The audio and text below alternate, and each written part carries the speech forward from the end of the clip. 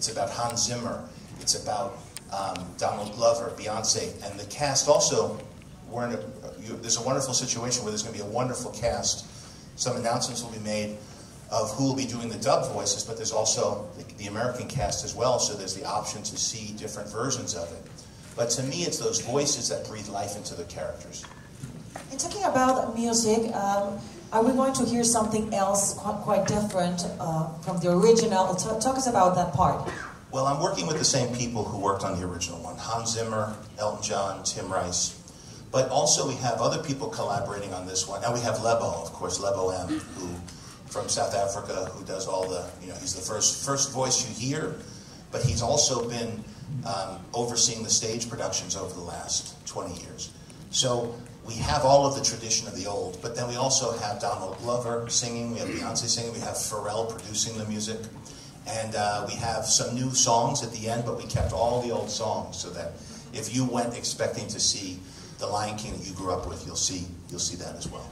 A little bit more in music. And a little bit more, right? We have a little bit more. Beyonce has a song. We have another song, a couple songs at the end, in the end credits too. But we didn't want to deviate too much from the original. Yeah. We'll wait till 19 to the date. Miguel Reyes, por favor. Hi, John. Hola, Miguel Reyes de IGN Latinoamérica. Continuando un poco con la pregunta de mi compañero, fue complicado trabajar con un elenco de tantas estrellas tan grandes como lo son Beyoncé, Donald Glover, todos los demás que están involucrados, y fue complicado gracias a la tecnología que están utilizando para esta película. Well, first of all, what's nice about a film like Lion King is everybody who's involved with it wants to be involved with Lion King. So the movie's bigger than any of us, and so we all want to serve that movie. We're not inventing something new. We're there to help preserve and support a new interpretation.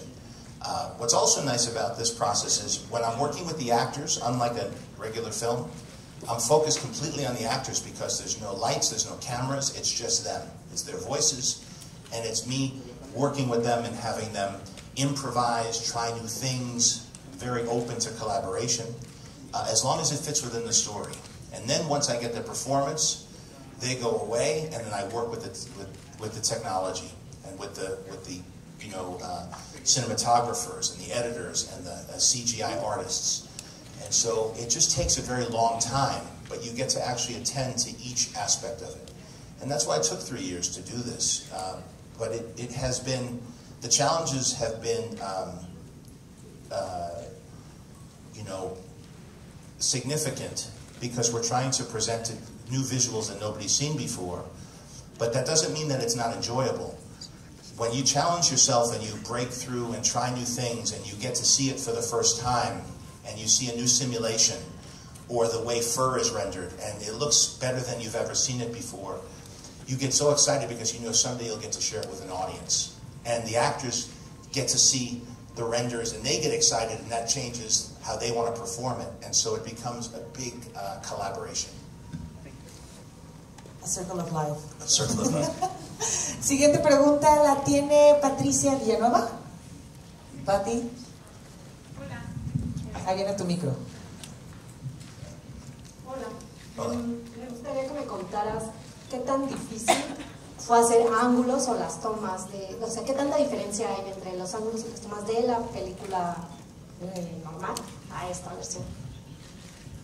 So, this is going to get a little complicated to talk about, but I'll try to address the question because we innovated a new way of telling a story in animation using virtual reality.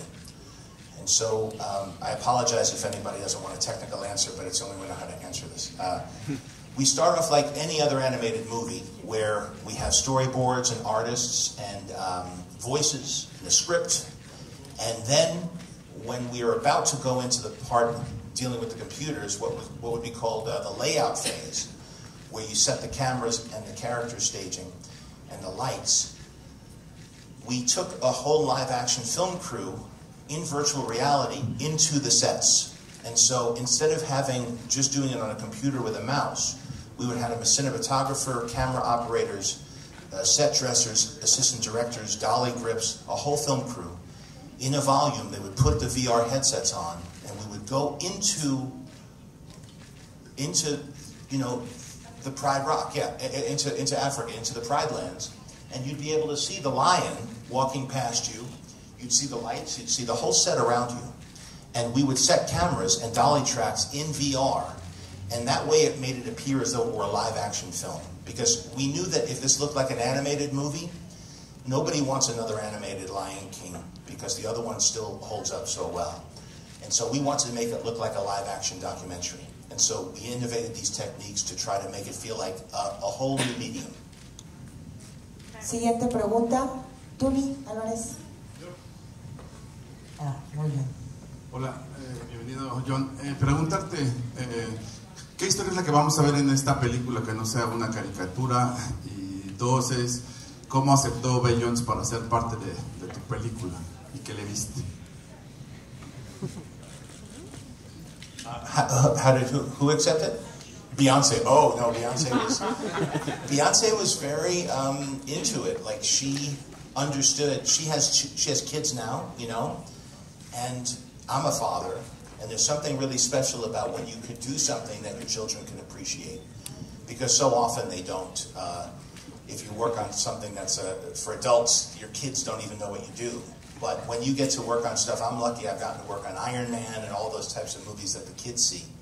But I think for her it was an opportunity to be part of something that would be part of her kids' lives. And I think that as far as what to expect, we really tried to stay very true to the original film. We didn't make it, we used a new script. We tried to explore a little bit further, dimensionalize it, not just visually, but story-wise and emotionally. But, you know, at its core, it is the same story because the story works so well. Siguiente pregunta, Sandra. Muy bien. Yes. Hola, Sandra Cicle, 11 Noticias. Nos gustaría saber, después de todas estas especificaciones que nos ha dado, ¿cómo la consideramos? ¿Como una animación, como un live action? Y si es así, si piensan incluirla o inscribirla en la próxima entrega de premios de la Academia. I don't know I don't understand how things work out politically with it, but I know that technically, it's both. We did both. We made a whole animated movie, and in the middle of it, we put on our VR goggles and we made a live action movie. So we took all the animated movie, went inside of it, and filmed it like a live action film. So as far as what work we really did what you would do in either case. I think most people, when they see it, hopefully it'll look more live action to them than it will look animated. And I think that's why people have been resistant to call it animated, because it makes you think it's going to look like, you know, there are great animated films. There's Coco is an animated film, beautiful, but the style is very different. This one we tried to keep to the style as though it were filmed, as though it were a shot that would be in a live action film, except in the case of this, the whole thing are visual effect shots. But we kept the physics and the rendering and the lighting, the movement, the performances all to be as photoreal as possible. So it's really up to you to categorize it. I'm just trying to explain what I did, and then you could tell me what it is.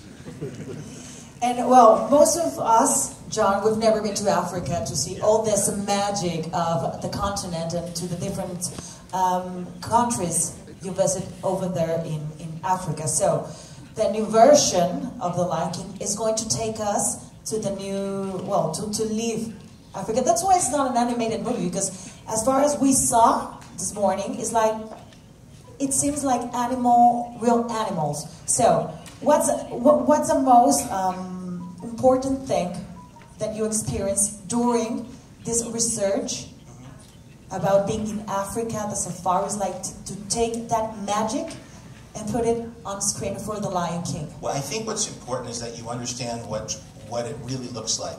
And when everybody gets to study the real thing, it makes it more accurate and authentic when you create the fake version.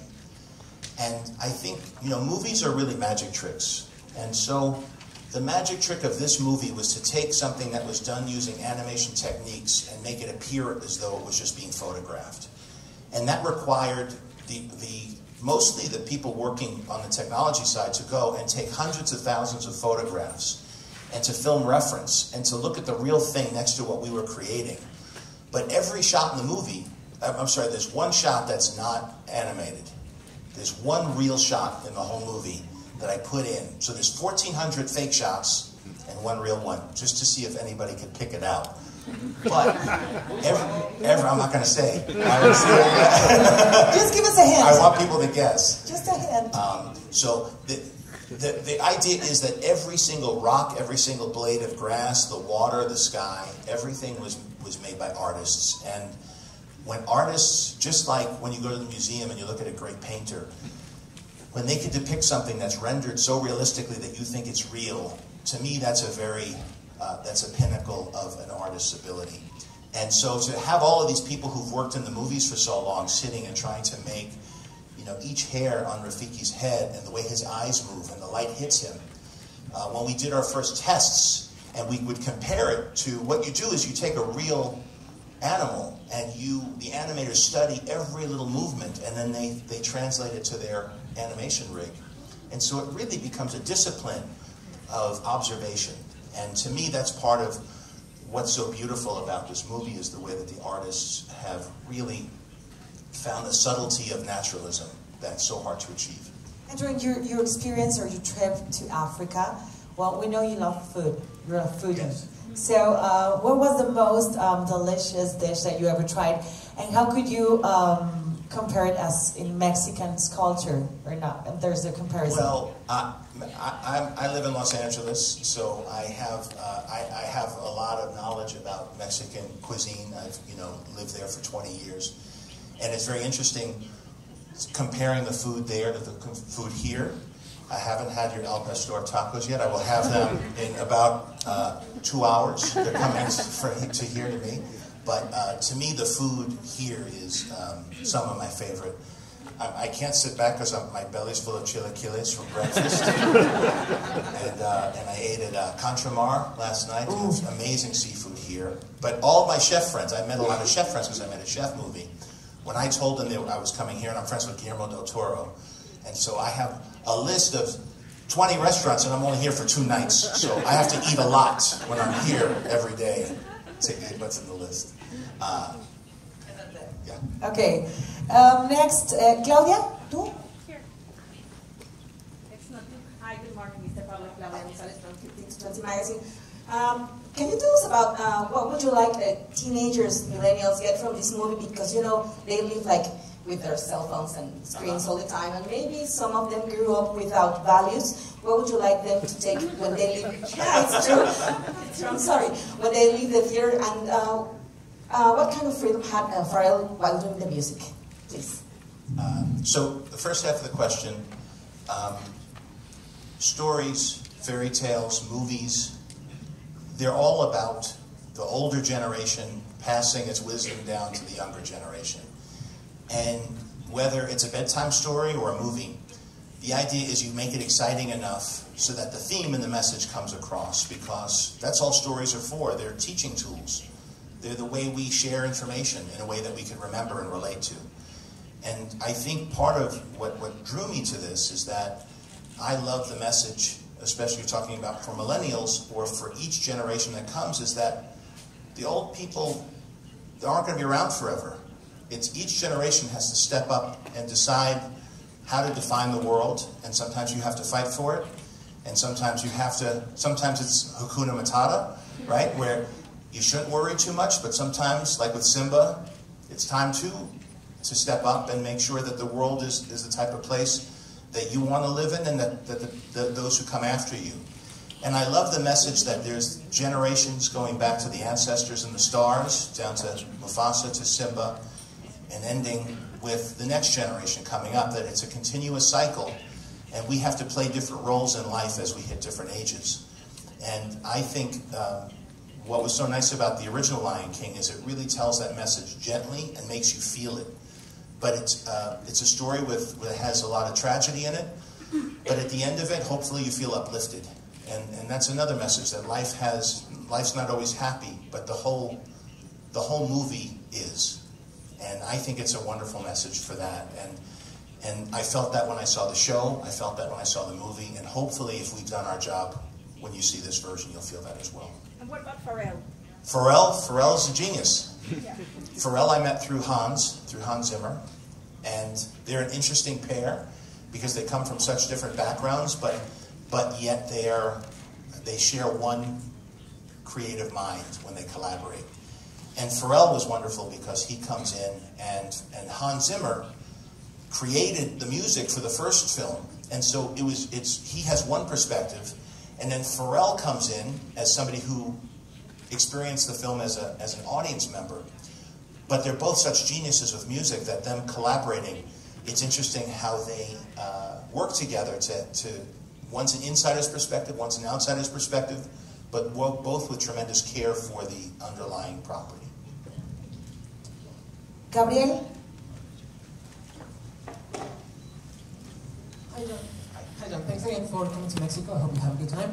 So my question is, because the original is such a colorful and funny film, I was wondering if there is a particular sequence from the original film that was particularly difficult or challenging to translate into a photorealistic animation. Thanks. That's a great question. Because of the naturalism, and if you go to, although there are many colors, when you go to Africa, it's nothing like how colorful the animated film was. And there's a sequence, the hardest one, to answer your question, was Can't Wait to Be King, because that's almost a fantasy sequence in the original. Almost like a Busby Berkeley, crazy colors, animals standing on top of each other's heads, and it's this fantasy sequence that's extremely colorful. And in our movie, we couldn't do that without, I think, undermining the whole look and naturalism of the film.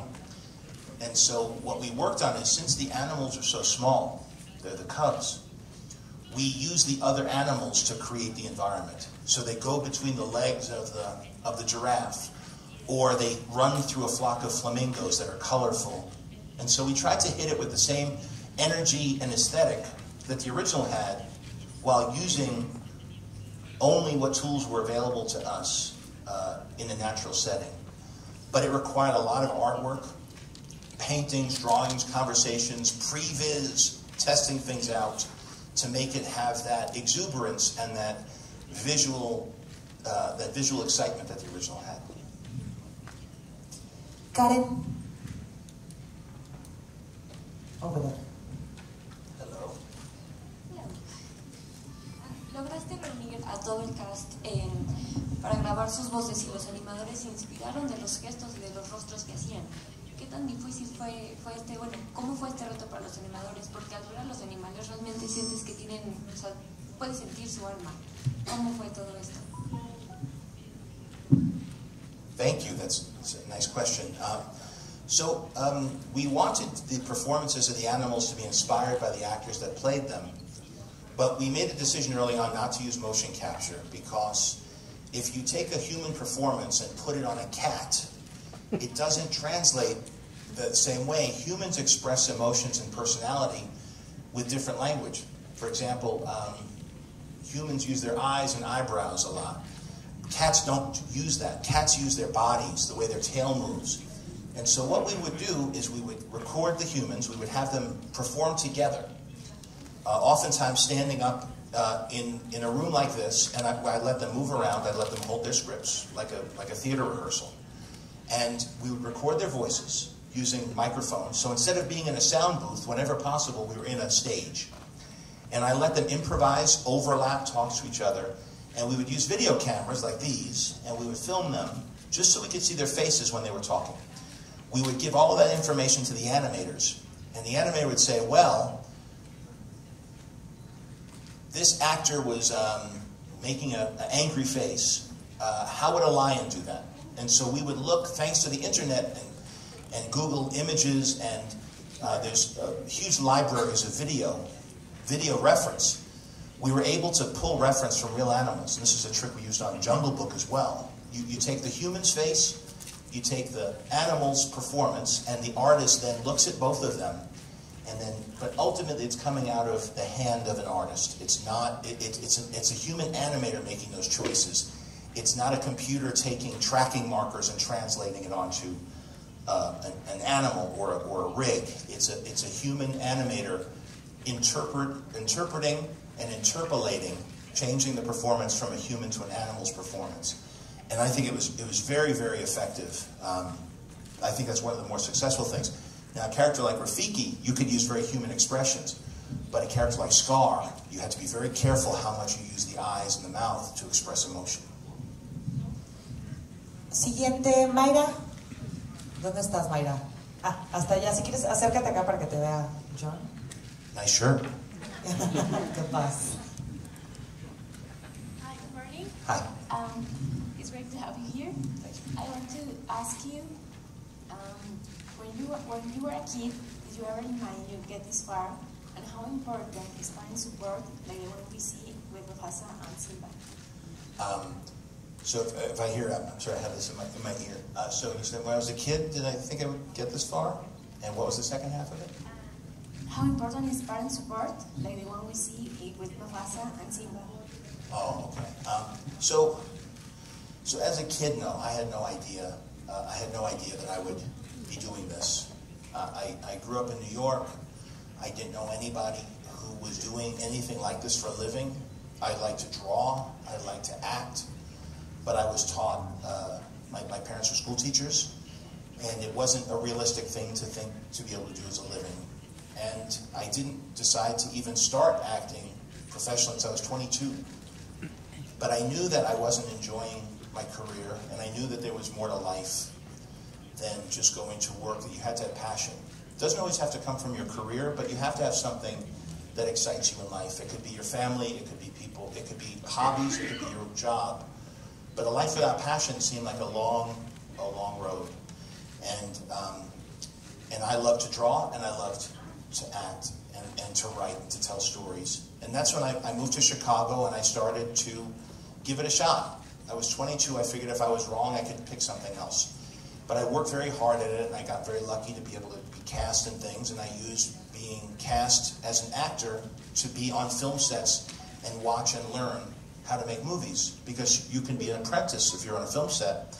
And as an actor, you could ask anybody any questions. And I would go to the editing room, and I would learn as much as I could. And then once you start to make movies and you make friends that also share that passion, you learn from each other, and you start to teach each other and help each other out. And so I think a friend group is very important, not just emotionally for support, but also because if you have people who are looking out for each other, you can help each other even though the odds are very hard to succeed. Really in anything worthwhile, it's never going to be easy. And so if you work hard and you have friends who are there and who are loyal with you, and you're helping each other out and not competing with each other, but supporting each other. And believe it or not, in Hollywood, it seems competitive because you see awards and you see people competing, but most of us are in constant contact and giving each other advice, helping each other out. And that's why, and that's honestly the most fun part of it, is the community of creative people that I get to be with. Sometimes you get to work with them on a project, but even when you see them around and talk to them, you share the experiences, and it feels like a group effort. Sorry, what? Parent support? Yeah, I lost my mother when I was very young, but my father is extremely excited and proud, and my wife's family also is like parents to me, very proud. And most importantly, my kids are proud, because they understand what I'm doing. Now they're getting to the age where they're almost adults, and hopefully they see that you should be excited about what you do in life, and that you should have passion in life, whatever it is you do. And hopefully they'll find their own things to do, not what I do. But there should be passion. I saw my father was a school teacher. He had passion about that. So firefighters, that's what I wanted to be before I started this. They love what they do. So you have to, if you can, it's a luxury, but if you can love what you do, it's the biggest blessing you could have in life. Thank you, Jon.